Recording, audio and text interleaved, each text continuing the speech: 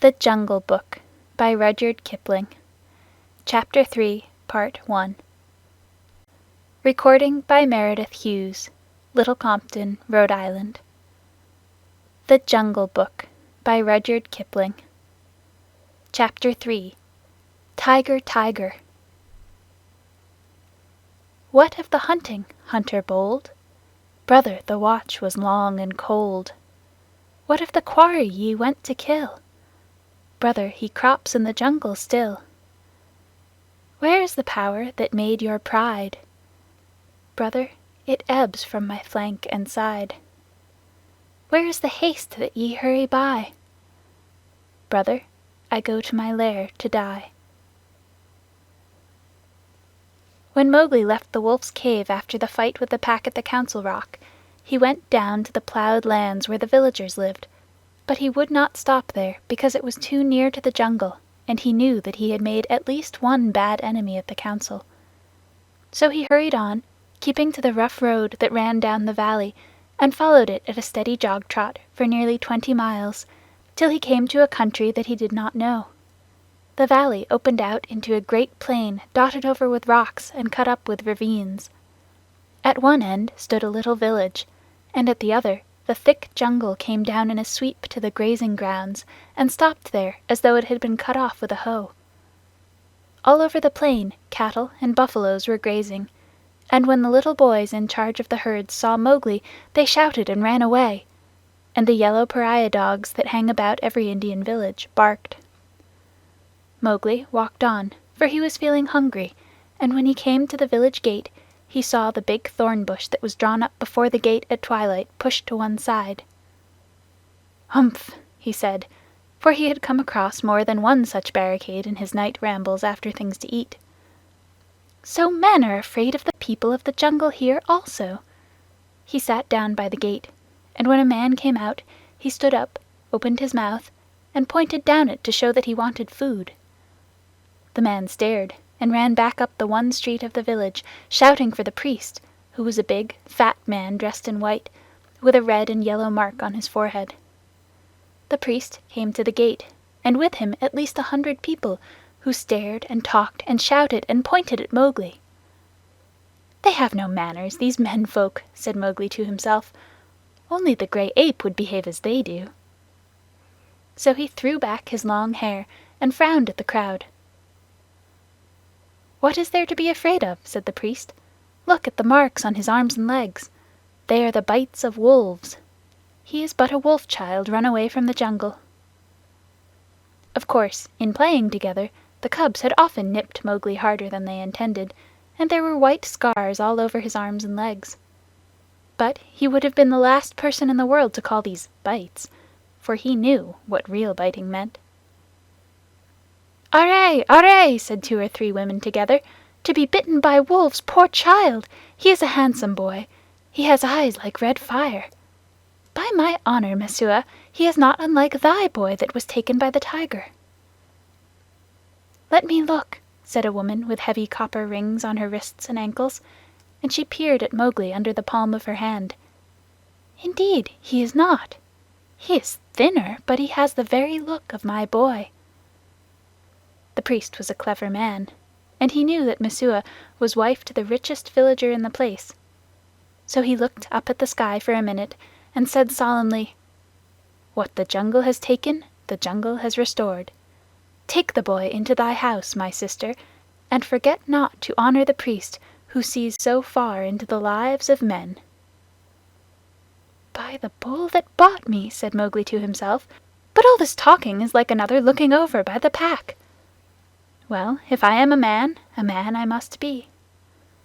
The crowd parted as the woman beckoned Mowgli to her hut, where there was a red lacquered bedstead, a great earthen grain chest with funny raised patterns on it, 6 copper cooking pots, an image of a Hindu god in a little alcove, and on the wall a real looking-glass such as they sell at the country fairs for 8 cents.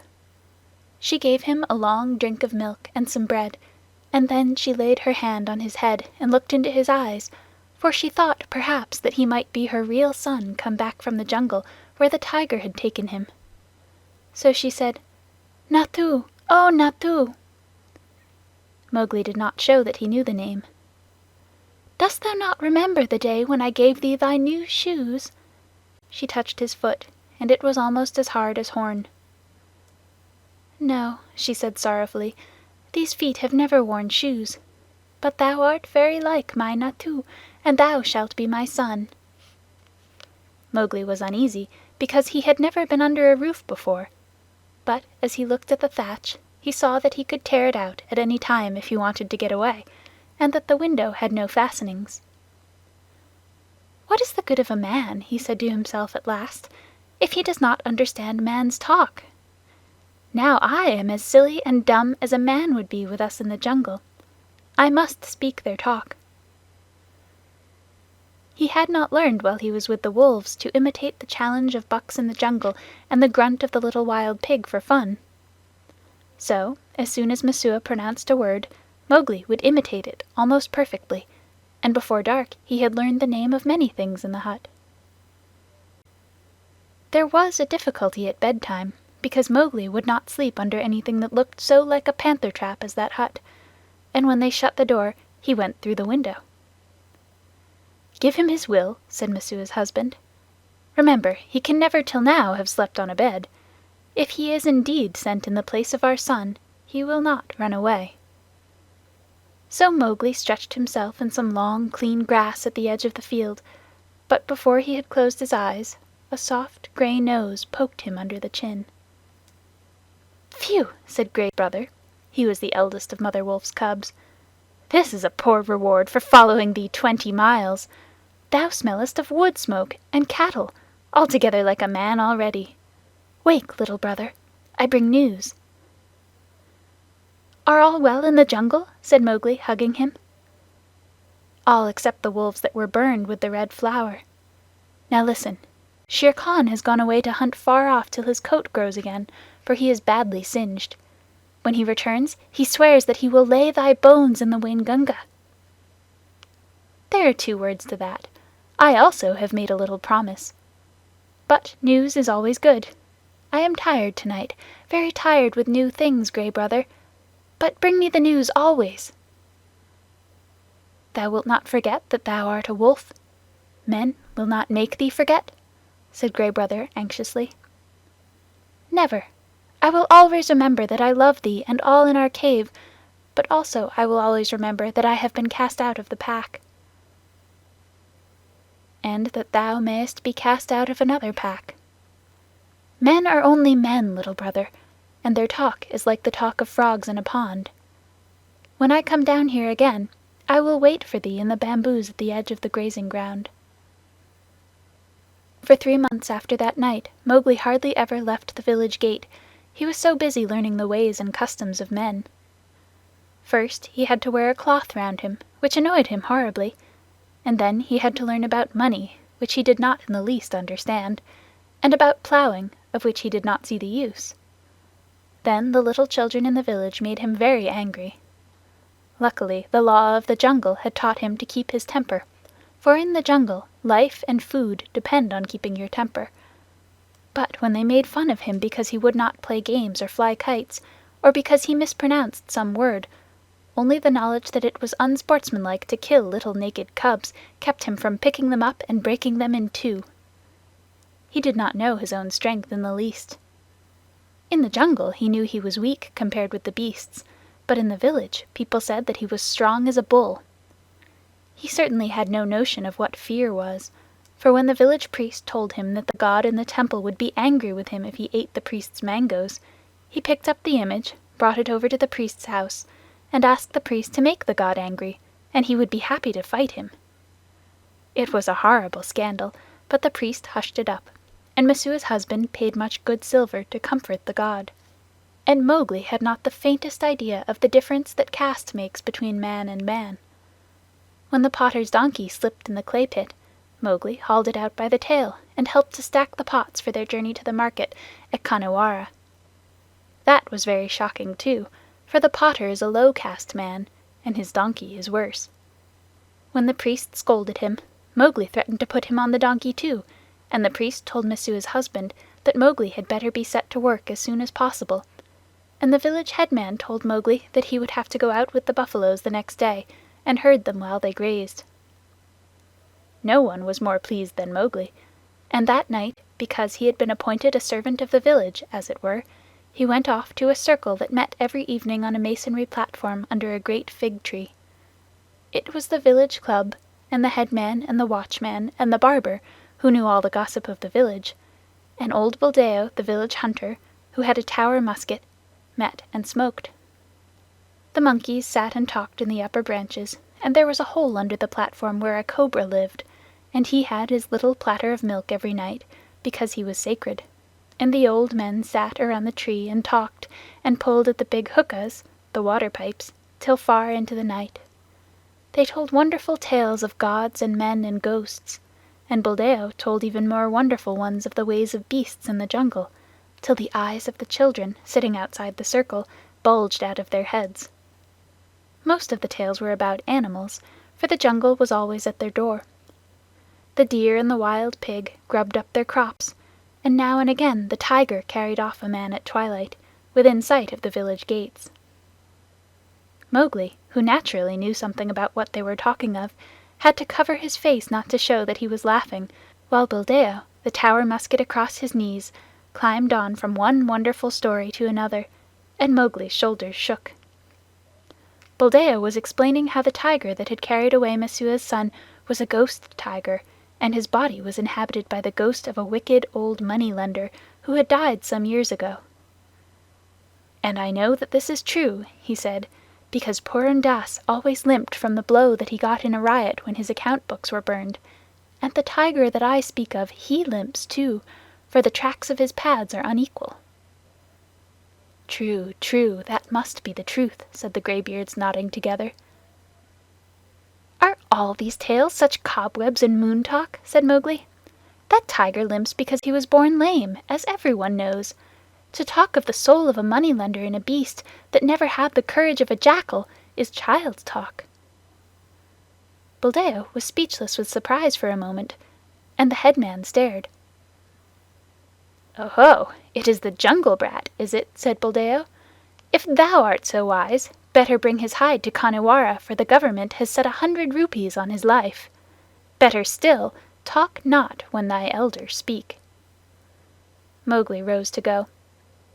"All the evening I have lain here listening," he called back over his shoulder, "and, except once or twice, Buldeo has not said one word of truth concerning the jungle, which is at his very doors.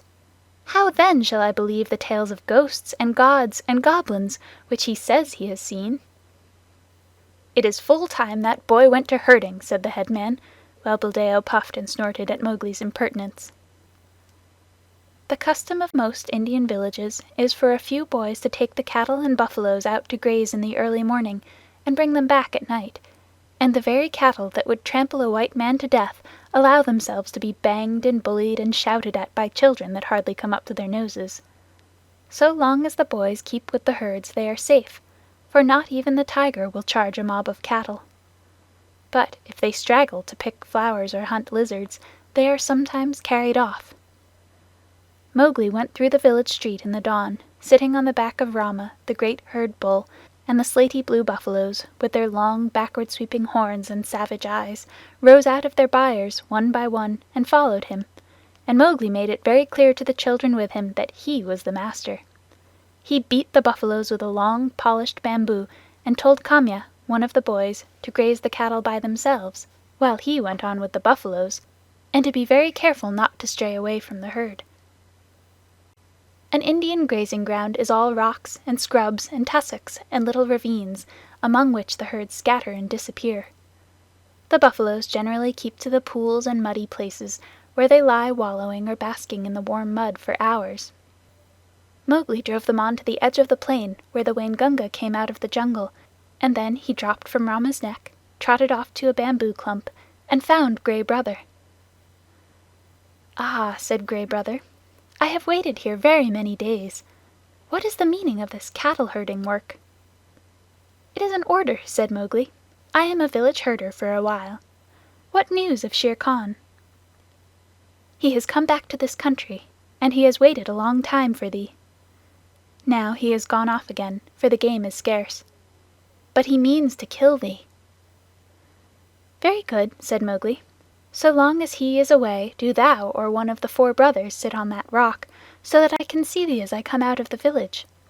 When he comes back, wait for me in the ravine by the dak tree in the center of the plain.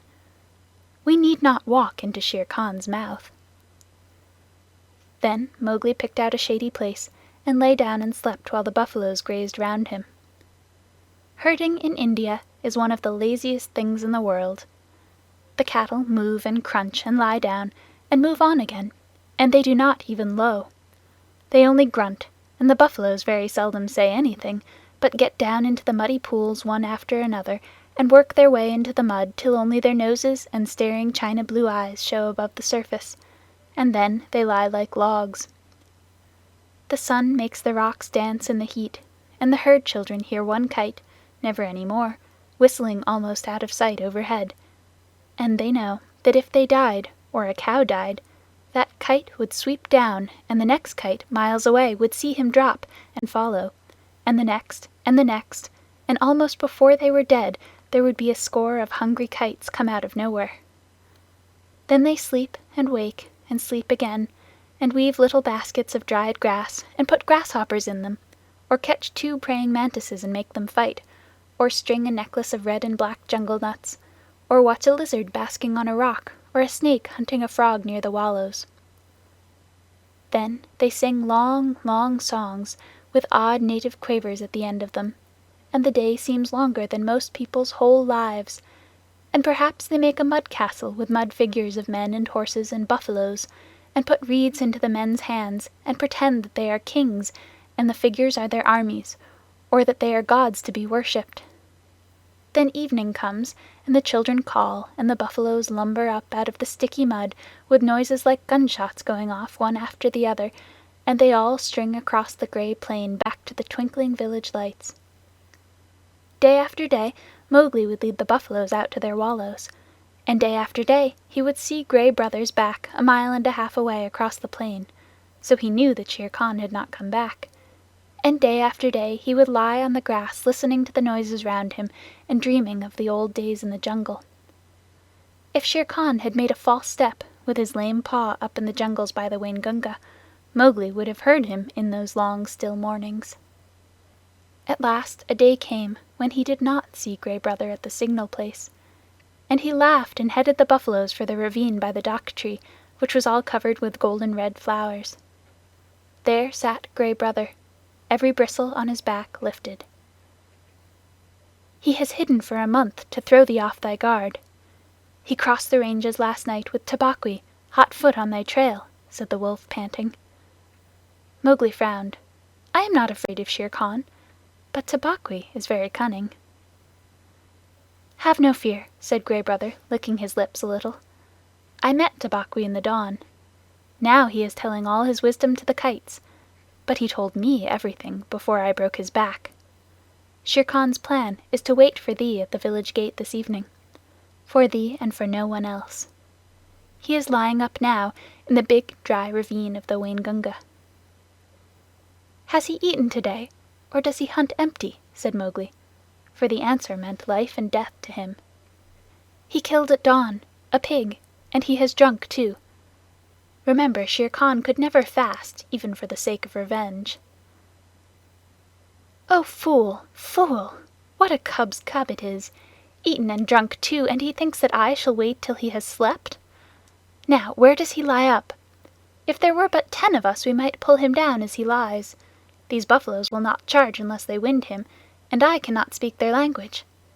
Can we get behind his track so that they may smell it?" "He swam far down the Waingunga to cut that off," said Gray Brother. "Tabaqui told him that, I know. He would never have thought of it alone." Mowgli stood with his finger in his mouth, thinking. "The big ravine of the Waingunga. That opens out on the plain not 1/2 mile from here. I can take the herd round through the jungle to the head of the ravine, and then sweep down. But he would slink out at the foot. We must block that end. Gray Brother, canst thou cut the herd in 2 for me?" "Not I, perhaps, but I have brought a wise helper."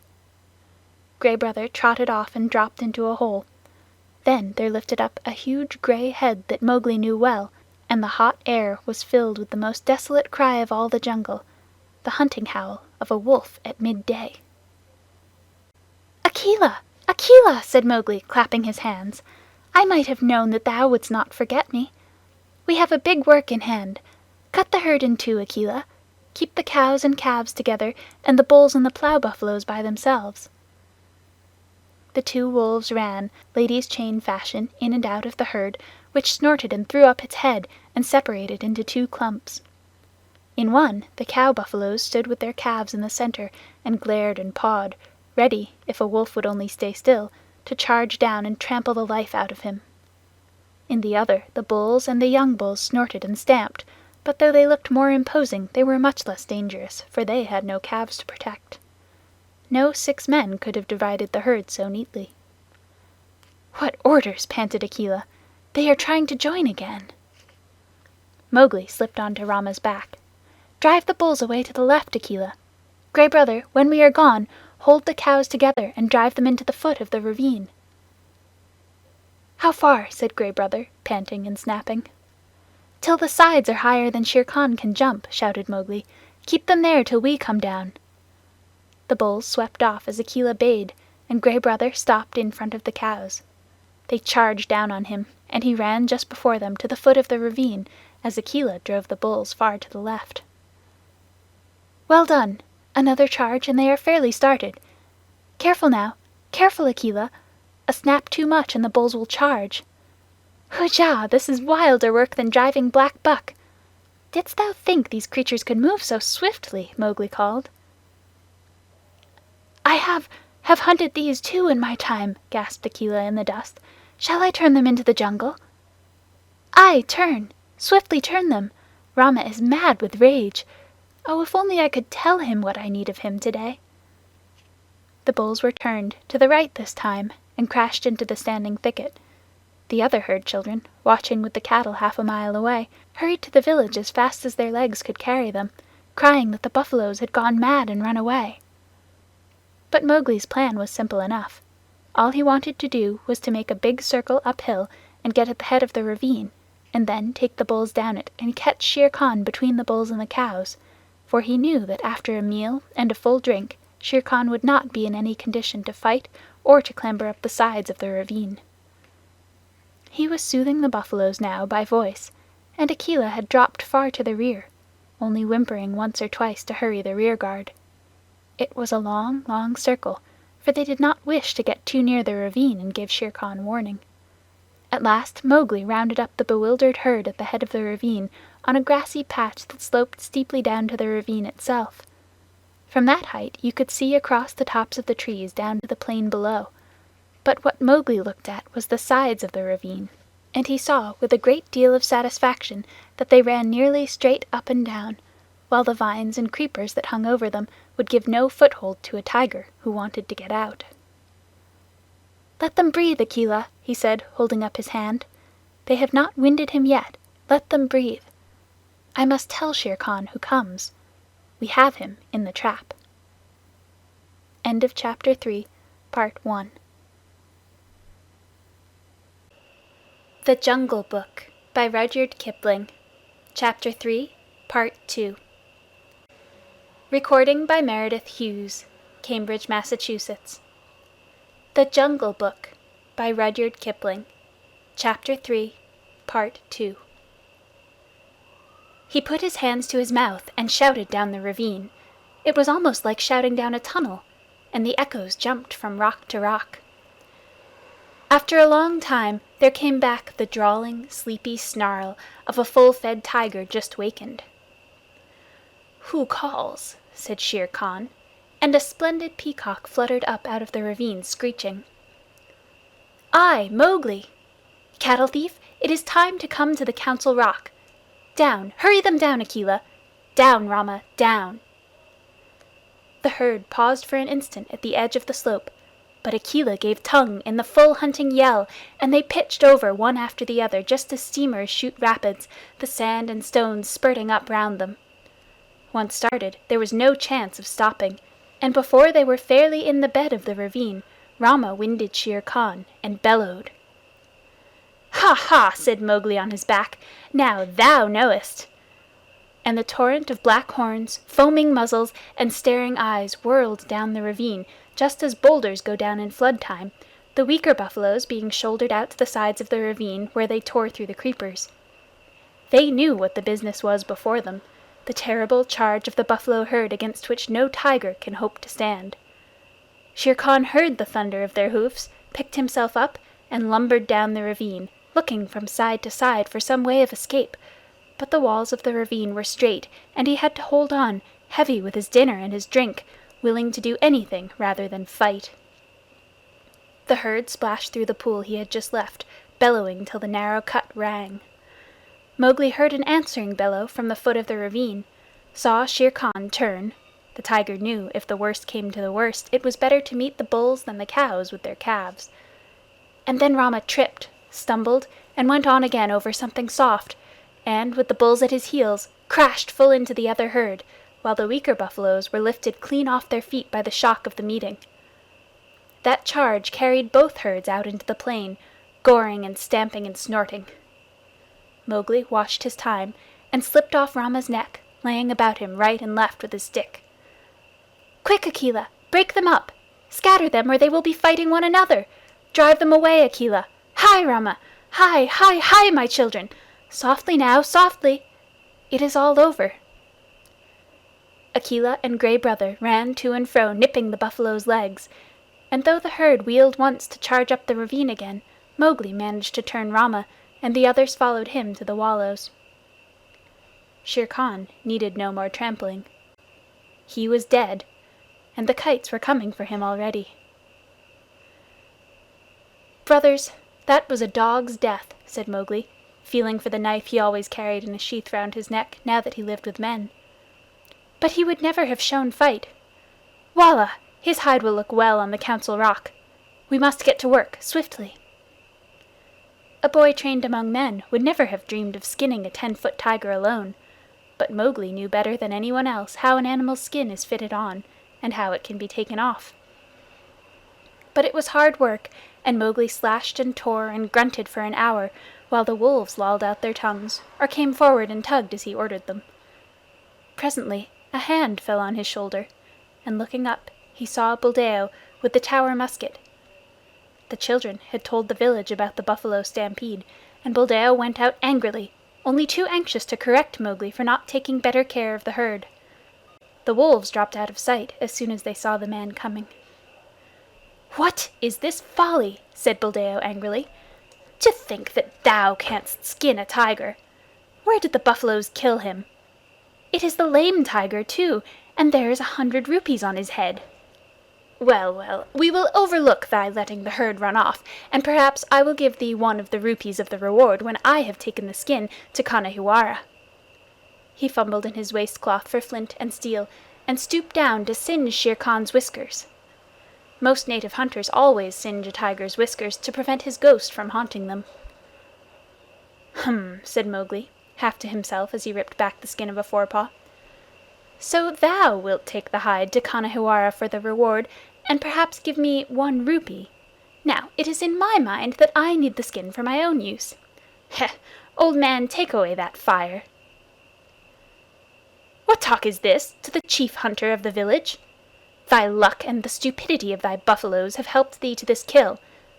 The tiger has just fed, or he would have gone 20 miles by this time.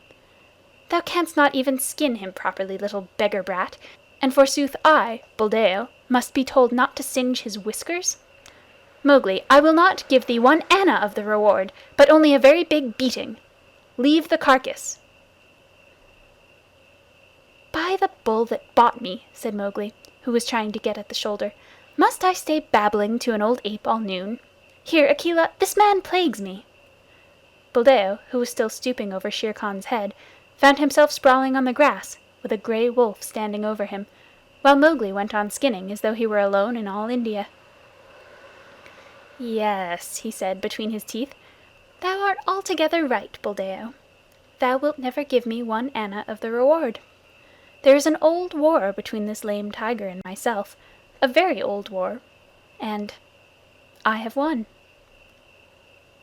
To do Buldeo justice, if he had been 10 years younger, he would have taken his chance with Akela had he met the wolf in the woods.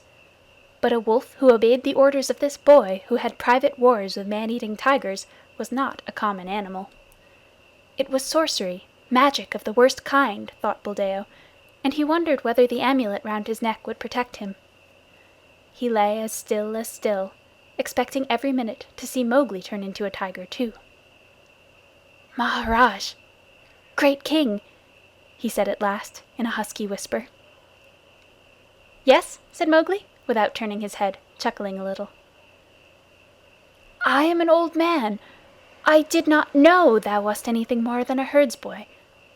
May I rise up and go away, or will thy servant tear me to pieces?" "Go, and peace go with thee. Only another time do not meddle with my game. Let him go, Akela." Buldeo hobbled away to the village as fast as he could, looking back over his shoulder in case Mowgli should change into something terrible. When he got to the village, he told a tale of magic and enchantment and sorcery that made the priest look very grave. Mowgli went on with his work, but it was nearly twilight before he and the wolves had drawn the great gay skin clear of the body. "Now we must hide this and take the buffaloes home. Help me to herd them, Akela." The herd rounded up in the misty twilight, and when they got near the village Mowgli saw lights, and heard the conches and bells in the temple blowing and banging. Half the village seemed to be waiting for him by the gate. "That is because I have killed Shere Khan," he said to himself. But a shower of stones whistled about his ears, and the villagers shouted, "Sorcerer! Wolf's brat! Jungle demon! Go away! Get hence quickly, or the priest will turn thee into a wolf again! Shoot, Buldeo, shoot!" The old tower musket went off with a bang, and a young buffalo bellowed in pain. "More sorcery!" shouted the villagers. "He can turn bullets! Buldeo, that was thy buffalo!" "Now what is this?" said Mowgli, bewildered, as the stones flew thicker. "They are not unlike the Pack, these brothers of thine," said Akela, sitting down composedly. "It is in my head that if bullets mean anything, they would cast thee out." "Wolf! Wolf's cub! Go away!" shouted the priest, waving a sprig of the sacred tulsi plant. "Again? Last time it was because I was a man. This time it is because I am a wolf. Let us go, Akela." A woman, it was Messua, ran across to the herd and cried, "Oh, my son! My son! They say thou art a sorcerer who can turn himself into a beast at will. I do not believe, but go away, or they will kill thee. Buldeo says thou art a wizard, but I know thou hast avenged Nathu's death." "Come back, Messua!" shouted the crowd. "Come back, or we will stone thee!" Mowgli laughed a little, short, ugly laugh, for a stone had hit him in the mouth. "Run back, Messua. This is one of the foolish tales that they tell under the big tree at dusk. I have at least paid for thy son's life. Farewell, and run quickly, for I shall send the herd in more swiftly than their brickbats. I am no wizard, Messua. Farewell!" "Now once more, Akela," he cried. "Bring the herd in." The buffaloes were anxious enough to get to the village. They hardly needed Akela's yell, but charged through the gate like a whirlwind, scattering the crowd right and left. "Keep count!" shouted Mowgli scornfully. "It may be that I have stolen one of them. Keep count, for I will do your herding no more. Fare you well, children of men, and thank Messua that I do not come in with my wolves and hunt you up and down your street." He turned on his heel and walked away with the lone wolf, and as he looked up at the stars he felt happy. "No more sleeping in traps for me, Akela. Let us get Shere Khan's skin and go away. No, we will not hurt the village, for Messua was kind to me." When the moon rose over the plain, making it look all milky, the horrified villagers saw Mowgli, with 2 wolves at his heels and a bundle on his head, trotting across at the steady wolf's trot that eats up the long miles like fire. Then they banged the temple's bells and blew the conches louder than ever. And Messua cried, and Buldeo embroidered the story of his adventures in the jungle till he ended by saying that Akela stood up on his hind legs and talked like a man. The moon was just going down when Mowgli and the two wolves came to the hill of the Council Rock, and they stopped at Mother Wolf's cave. "They have cast me out from the Man Pack, Mother," shouted Mowgli, "but I come with the hide of Shere Khan to keep my word." Mother Wolf walked stiffly from the cave with the cubs behind her, and her eyes glowed as she saw the skin. "I told him on that day, when he crammed his head and shoulders into this cave hunting for thy life, little frog. I told him that the hunter would be the hunted. It is well done." "Little brother, it is well done," said a deep voice in the thicket. "We were lonely in the jungle without thee." And Bagheera came running to Mowgli's bare feet. They clambered up the Council Rock together, and Mowgli spread the skin out on the flat stone where Akela used to sit, and pegged it down with 4 slivers of bamboo. And Akela lay down upon it, and called the old call to the council. "Look! Look well, O wolves!" exactly as he had called it when Mowgli was first brought there. Ever since Akela had been deposed, the pack had been without a leader, hunting and fighting at their own pleasure.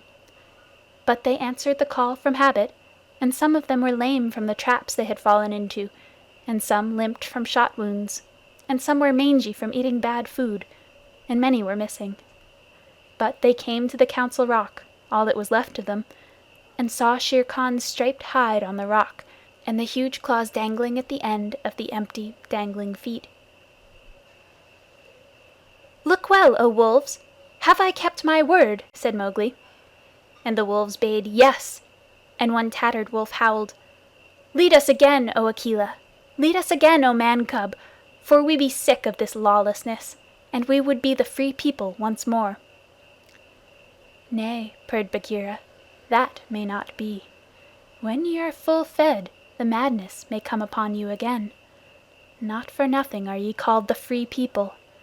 Ye fought for freedom, and it is yours. Eat it, O wolves." "Man Pack and Wolf Pack have cast me out," said Mowgli. "Now I will hunt alone in the jungle." "And we will hunt with thee," said the 4 cubs. So Mowgli went away and hunted with the 4 cubs in the jungle from that day on. But he was not always alone, because, years afterward, he became a man and married. But that is a story for grown-ups. Mowgli's song that he sang at the Council Rock when he danced on Shere Khan's hide. "The song of Mowgli, I, Mowgli, am singing.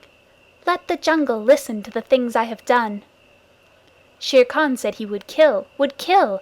At the gates in the twilight he would kill Mowgli the frog. He ate and drank. Drink deep, Shere Khan, for when wilt thou drink again? Sleep and dream of the kill. I am alone on the grazing grounds. Gray Brother, come to me, Lone Wolf, for there is big game afoot. Bring up the great bull buffaloes and blue-skinned herd bulls with the angry eyes. Drive them to and fro as I order. Sleepest thou still, Shere Khan? Wake, oh wake! Here come I, and the bulls are behind." Rama, the king of the buffaloes, stamped with his foot. "Waters of the Waingunga, whither went Shere Khan?" "He is not Sahi to dig holes, nor more the peacock that he should fly. He is not Mang the bat to hang in the branches. Little bamboos that creak together, tell me where he ran." "Ow, he is there! Ahu, he is there! Under the feet of Rama lies the lame one. Up, Shere Khan, up and kill. Here is meat. Break the necks of the bulls." "Hush, he is asleep. We will not wake him, for his strength is very great. The kites have come down to see it. The black ants have come up to know it. There is a great assembly in his honor. Alala, I have no cloth to wrap me. The kites will see that I am naked. I am ashamed to meet all these people. Lend me thy coat, Shere Khan. Lend me thy gay striped coat, that I may go to the Council Rock." By the bull that bought me I made a promise, a little promise. Only thy coat is lacking before I keep my word. With the knife that men use, with the knife of the hunter, I will stoop down for my gift. Waters of the Waingunga, Shere Khan gives me his coat for the love that he bears me. Pull, Grey Brother! Pull, Akela! Heavy is the hide of Shere Khan. The Man Pack are angry. They throw stones and talk child's talk. My mouth is bleeding. Let me run away. Through the hot night, run swiftly with me, my brothers. We will leave the lights of the village and go to the low moon. Waters of the Waingunga, the Man Pack, have cast me out. I did them no harm, but they were afraid of me. Why? Wolf Pack, ye have cast me out too. The jungle is shut to me, and the village gates are shut. Why? As Mang flies between the beasts and birds, so fly I between the village and the jungle. Why?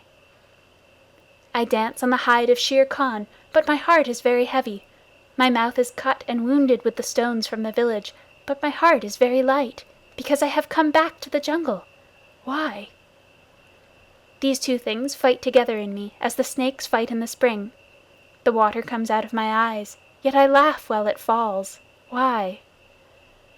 I am two Mowglis, but the hide of Shere Khan is under my feet. All the jungle knows that I have killed Shere Khan. Look, look well, O wolves! Ahai! My heart is heavy with the things that I do not understand. End of Chapter 3, Part 2.